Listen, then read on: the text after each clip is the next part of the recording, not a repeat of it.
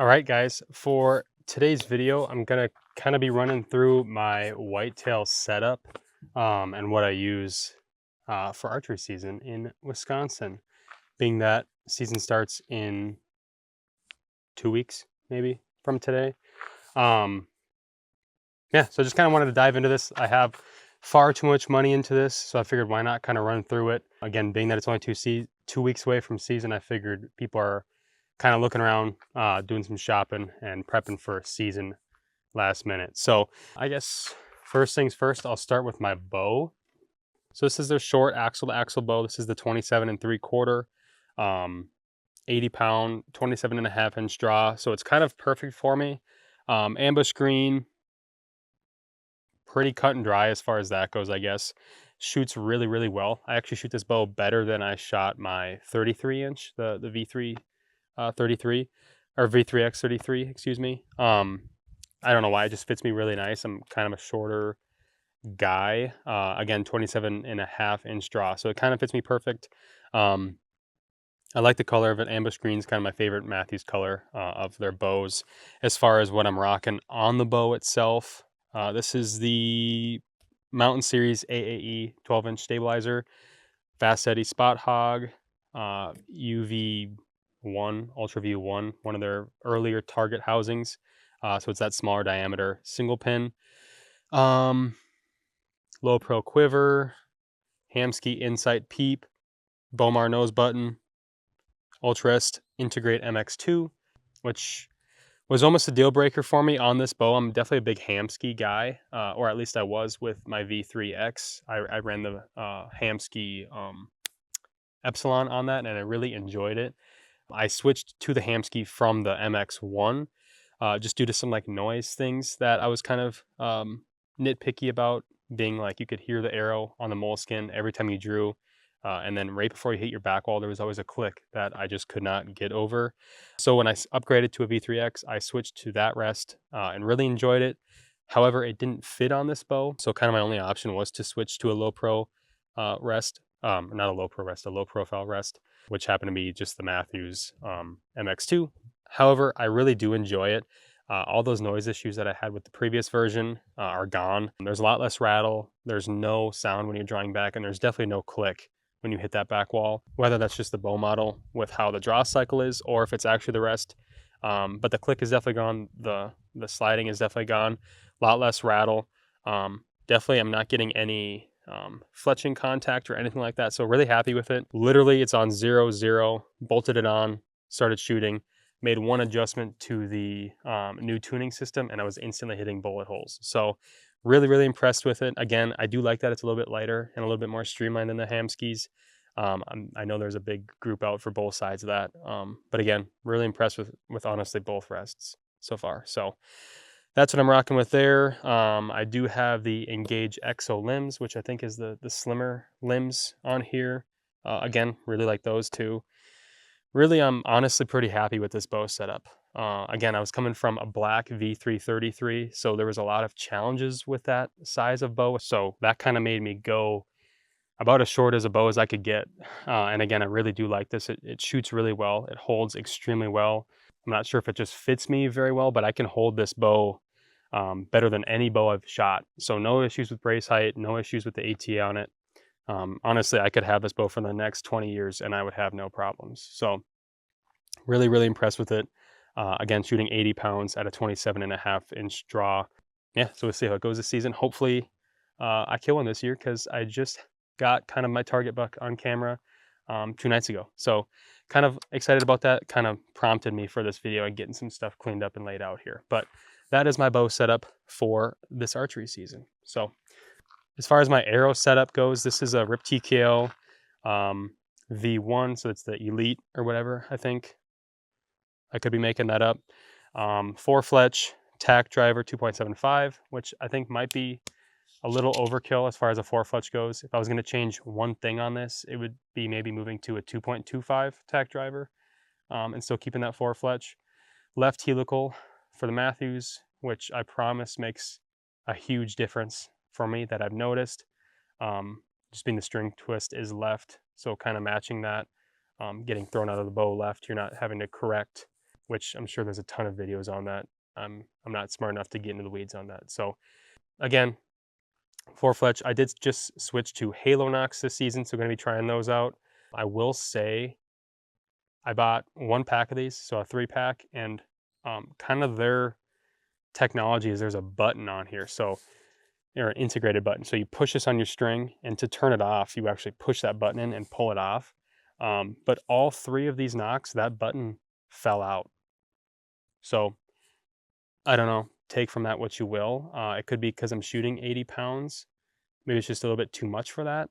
But I'm going to buy another pack because I have heard a lot of good things about these, and I do like how slim and light they are.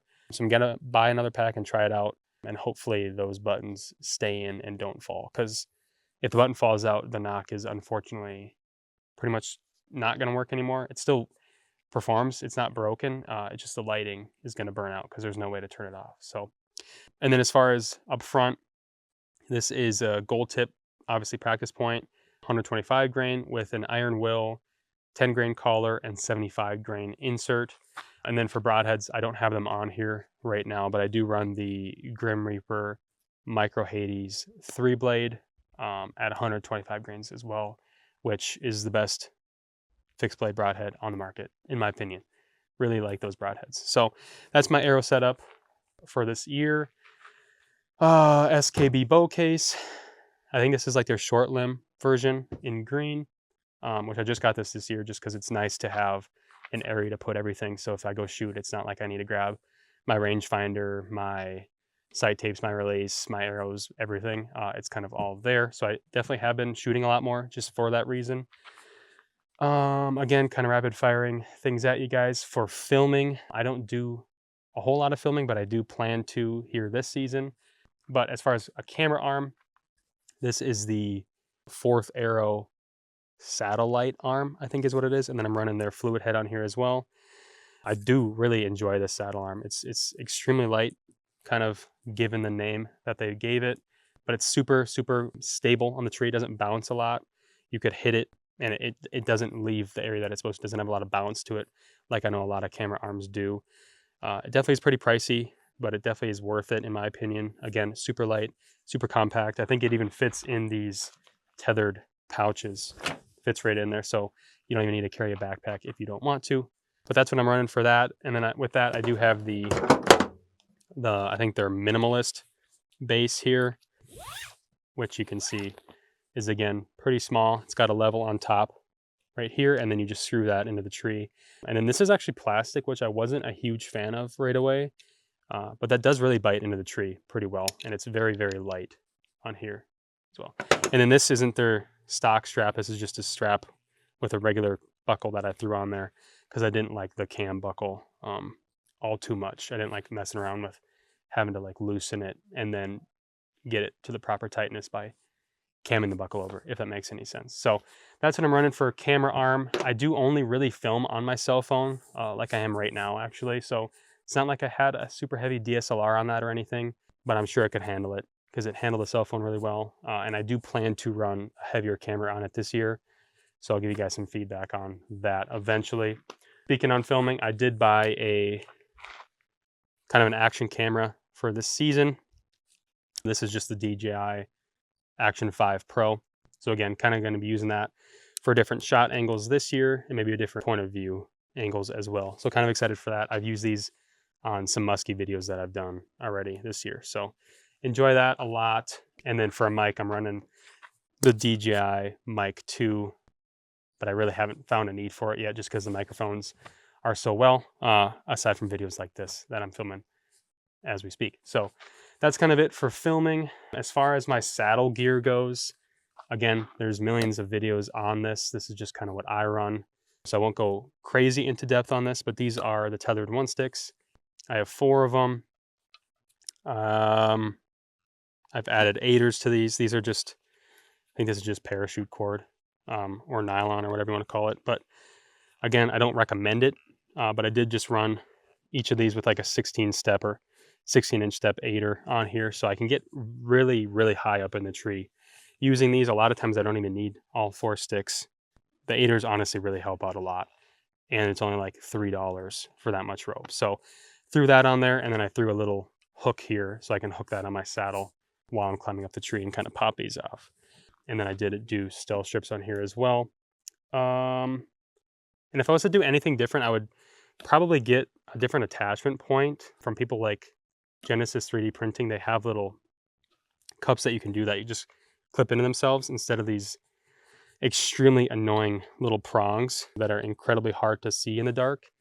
Not a fan of those at all. Like I said, the only thing I would change on this is definitely those clips, just to make it a little bit easier coming down the tree in the dark. So that's one thing for that. That's my climbing sticks. As far as my saddle itself, this is pretty cut and dry. I don't usually run this pocket. I like to not have anything on my saddle, especially considering that I walk in with it a lot. But this is the Phantom saddle by Tethered. And then again, it's just their tethered pocket. I take this on and off a lot, depending on the situation. Sometimes I like it, sometimes I hate it. Again, I really don't like having things on the side of my saddle just because how much I turn. And when you shoot, I don't like having my cam kind of bump into things. So if I do run these, it's only one of them. I do have two of them, but I just frequently just tend to not have them on here, to be honest with you. Especially the backpack that I'm looking to change to has pockets for my ropes. So that's kind of the only thing I have on here. I did add some just little clips here for my Predator platform and my one sticks. And then I added a hunting hoist on here as well, kind of with a retractable bow rope. That is probably my favorite thing I've ever bought in my entire life. This is a big time saver. I really, really hate bow ropes. It's like my number one pet peeve in the entire world.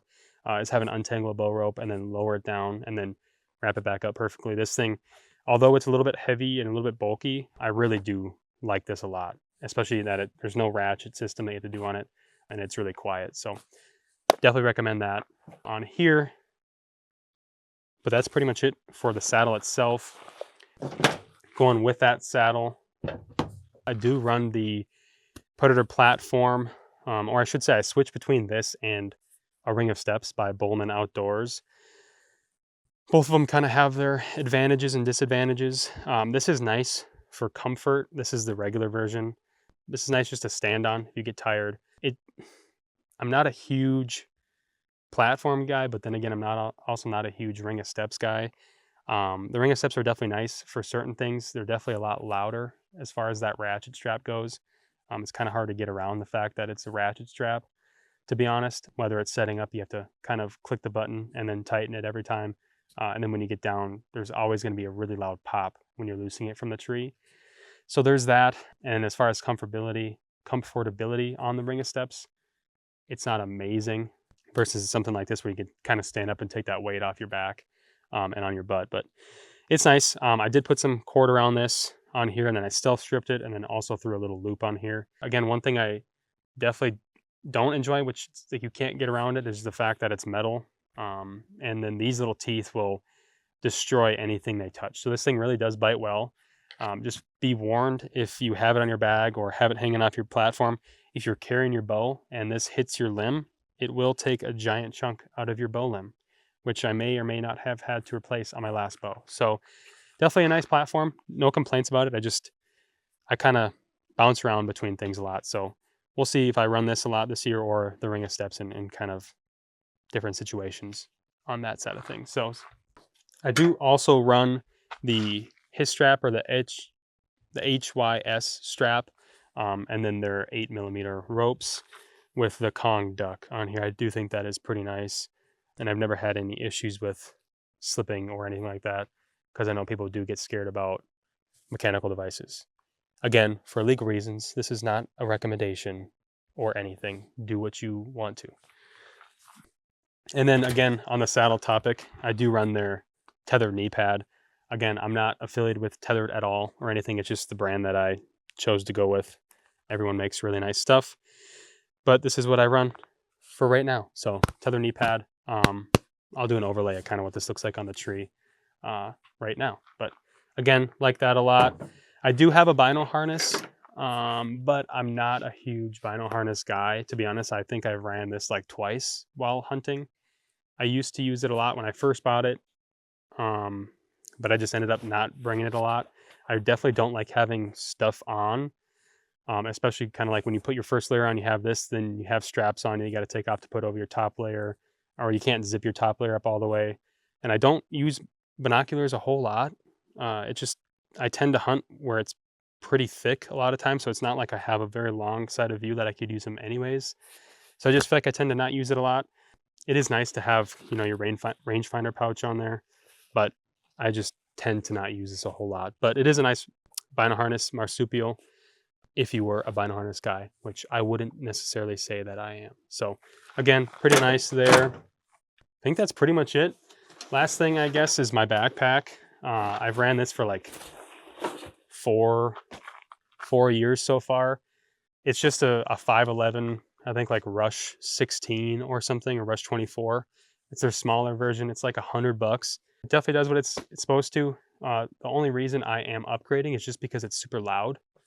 If you brush this against a tree, or you scrape it on a metal stick or something, it is really, really loud, especially in the winter, being that corduroy nylon fabric. I don't carry a whole lot, so it's definitely more storage than I need. But I think if I'm going to upgrade, I'm looking at like the Treehouse series from Mystery Ranch, just being that it's more of a felt material. And I also used to have their Treehouse 38, which I sold just because it's too big for what I needed. But I'm definitely looking at the Treehouse 16 to replace this for this season. But again, that's really all I had for you guys today. I kind of wanted to just throw this out there, being that season is coming here soon, or already in effect. So let me know what you guys think of the setup, or if you love it, you hate it. Let me know in the comments, and I will make sure to read them, I guess. But thanks for watching. So